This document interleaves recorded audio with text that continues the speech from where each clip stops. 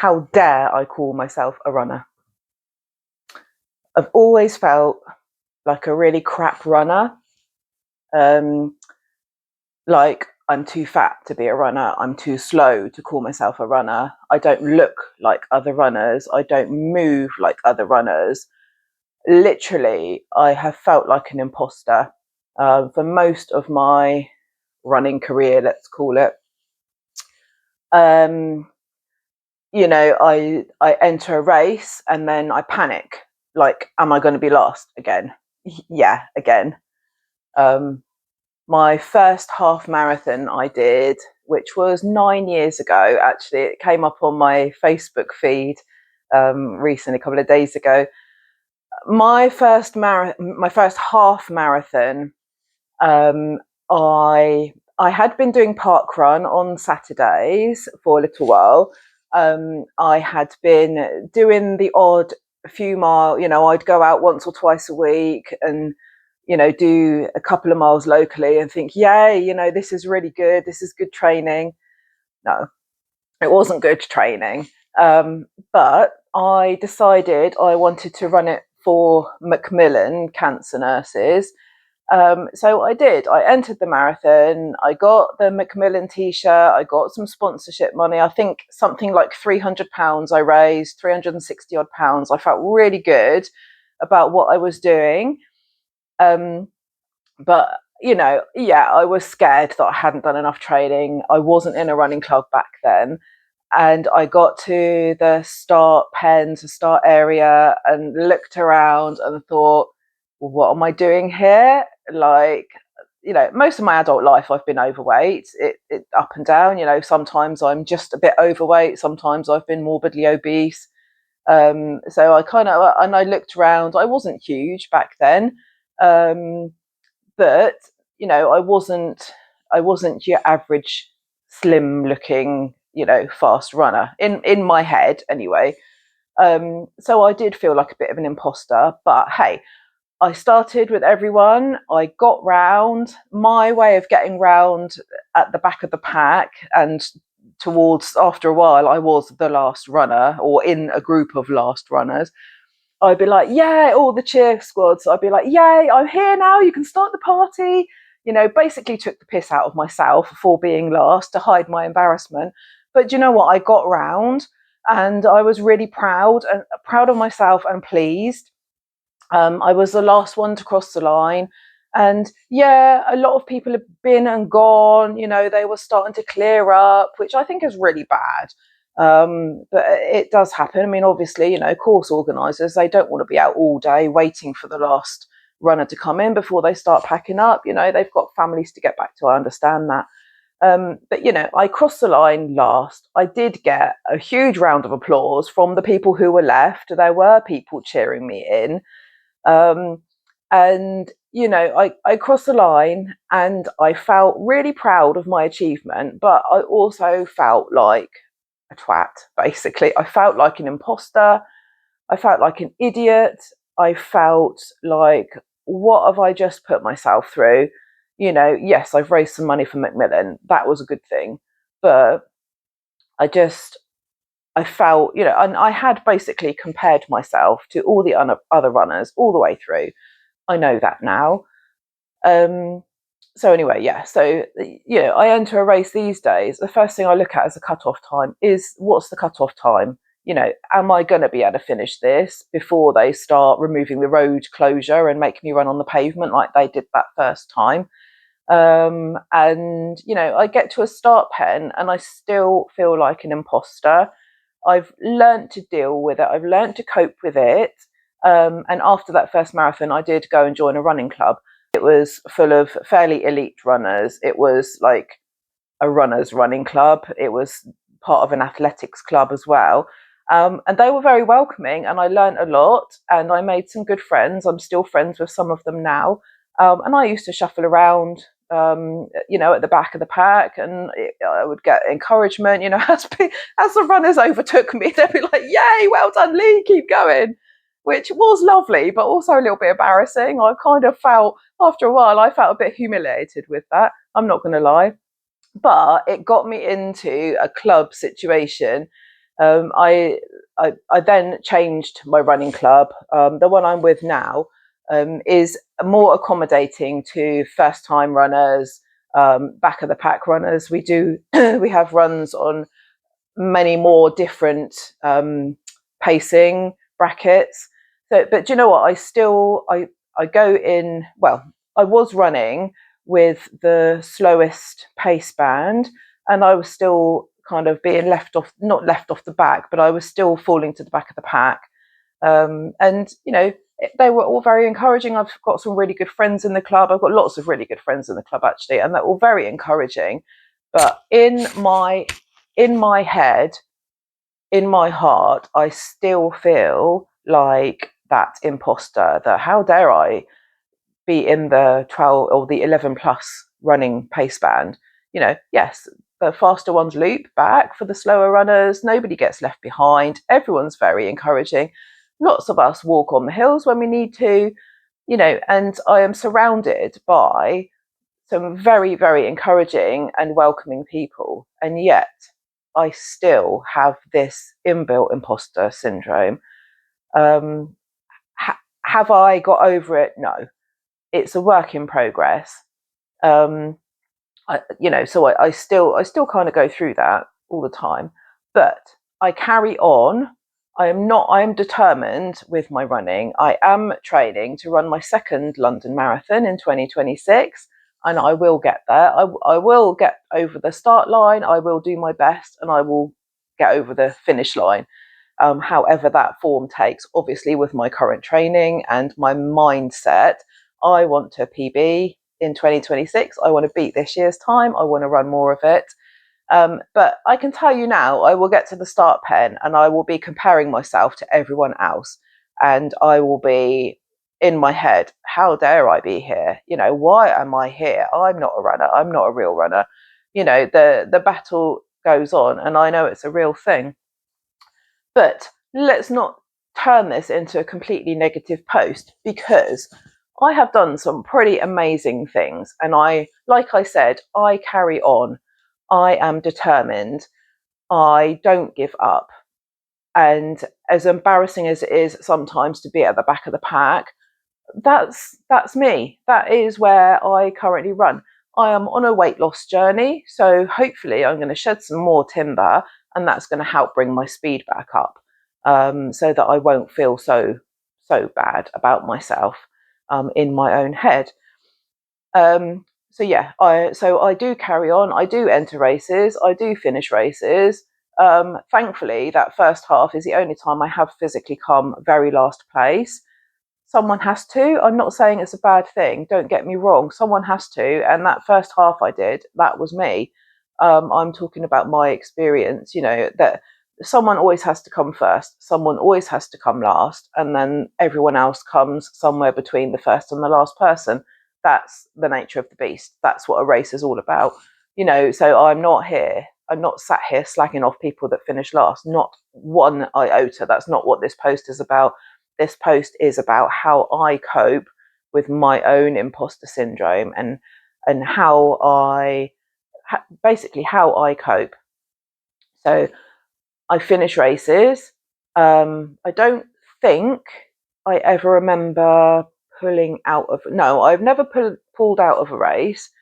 I've slowed down a bit because of injury, but I've raised a lot of money for charity. Last year, this year, sorry, I ran London Marathon 2025. In my mum's memory, I raised over £3,000 for leukemia care. And I did all of that as overweight, back of the pack runner suffering severe imposter syndrome. I still did all my training with friends. I blooming started, completed, and finished that marathon. And I got the medal and the t-shirt and everything that went with it. And I felt amazing just getting over that finish line, doing it for my mum. I was pretty much in bits. I felt amazing. I'm very, very proud of myself. And then later on that month, I went to the AGM. Do you know what? I got nominated as the female running club member of the year for my, and I saw my nominations, it was for my sheer guts, determination, and my will to keep going. So, what I'm trying to say to this point is if you suffer imposter syndrome and you have the strength to do it, then bloody carry on with your running or with whatever it is that you do that makes you feel like an imposter. Fight through it, and carry on. Be determined and get through the other side. Because not only was I nominated, I was presented with this trophy at the AGM for our club. Female club person of the year. And that was through sheer guts, determination, and my always running with a smile, always doing my best, always giving it my all.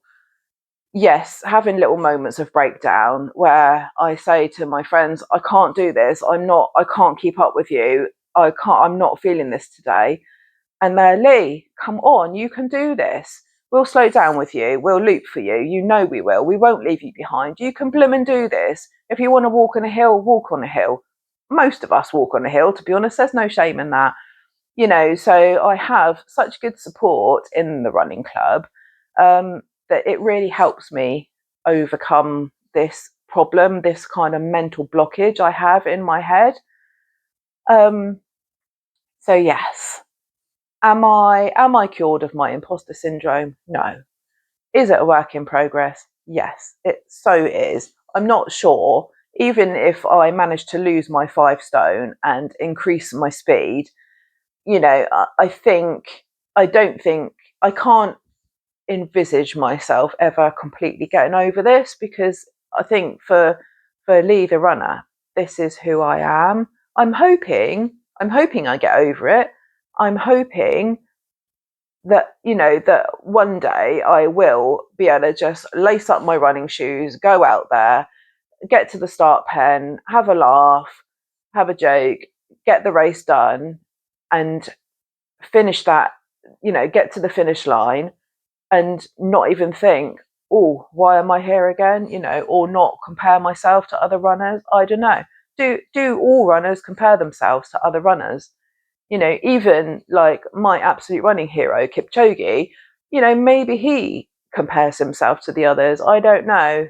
Is it, answer in the comments if you can, are you a confident, fast, in your head, are you a proper runner, but do you still compare yourself to others? Do you have moments of, do you think you have moments of imposter syndrome, or is it just that you you doubt yourself, or you compare yourself, but then you just go and you do your run anyway? I'm not sure what I'm trying to ask here.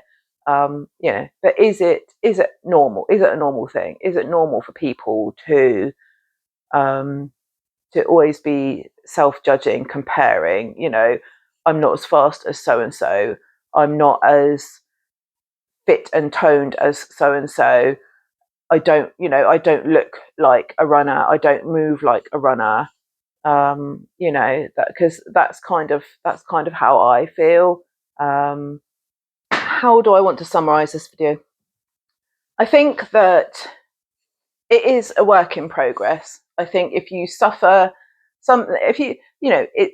it's obviously a mental condition, a mental health condition, and I think it's just going to be continuing self-praise, positivity, keeping going, I think, and just following my training plan, following my Slimmer World for my weight loss. I think it's sticking, being true to myself, admitting, yes, I have this thing going on in my head, and just accepting it, and self-praising and doing my best and trying to stop comparing myself to others, in like a judgmental way. And, you know, I know what I have to do is compare myself to myself to get better. At the end of the day, to get better, to improve, we are in competition with ourselves. I realize that. We have to look at our own runs and then think, right, do you know what? I had a really good run today. Let's see how I compared. Oh, yeah, I got a PB on that segment. I was really fast on that segment today. Oh, do you know what? I felt like I was struggling then, but look at my speed. That's why I was struggling, because I was faster than I usually am. It's looking at things like that, I think, that help us put it into aspect. It helps us realize this is why we felt slow today, but we weren't slow today. We were just struggling because we were actually faster than we normally are. That happens to me sometimes when I get back from a run. I think, oh, that was really tough today. And like I've obviously, I've sort of said previously in some of my running vlogs, I got to stop saying it's tough. It's running, it's tough. It's not a walk in the park.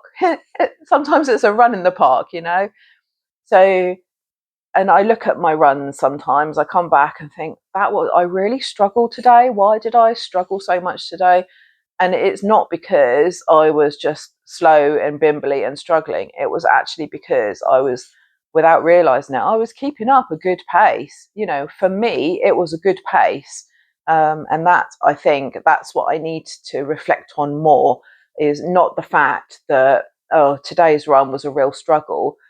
Today's run was a really good run because I kept up a really good pace. I think that's the kind of thing I need to focus on. So how should I summarize? How shall I sum up this video? Imposter syndrome is real. I have spoken to other people, and I've kind of I've listened to other people. I was at a work thing a few weeks ago, which actually started my thought process for this video. I was at a work sales convention the other day, and we had a guest speaker, and his was totally unrelated to running. It was in a completely different field. It was a work thing, and he suffers huge imposter syndrome because of his background and life experiences, work experiences, things that he's been through. And it really resonated with me. I suffer with imposter syndrome to do with my running. So yeah, I've listened to him speak about his experience, and I've spoken to other people sort of within the running club, and there's a few of us who kind of feel like that. Like, the slower back of the pack runners, we're still there, we're doing it, but we kind of got this mental block, if you like. So that's why I wanted to do a bit of a video on it, just to kind of speak from my point of view. This is why I have like a mental block with my running. So, part of my training, really, part of my being a runner, isn't just about following my training plan, doing my speed sessions, doing my long runs and my easy runs, and losing my weight. It's also about overcoming this mental block, which makes me not feel like a runner. So I'm working on it. It's a work in progress, and I will get there. I feel more like a runner now than I did, sort of 9 years ago, really. So yeah, I will get there. Anyway, thank you very much for watching, and I will catch you again soon. Thanks for following my journey.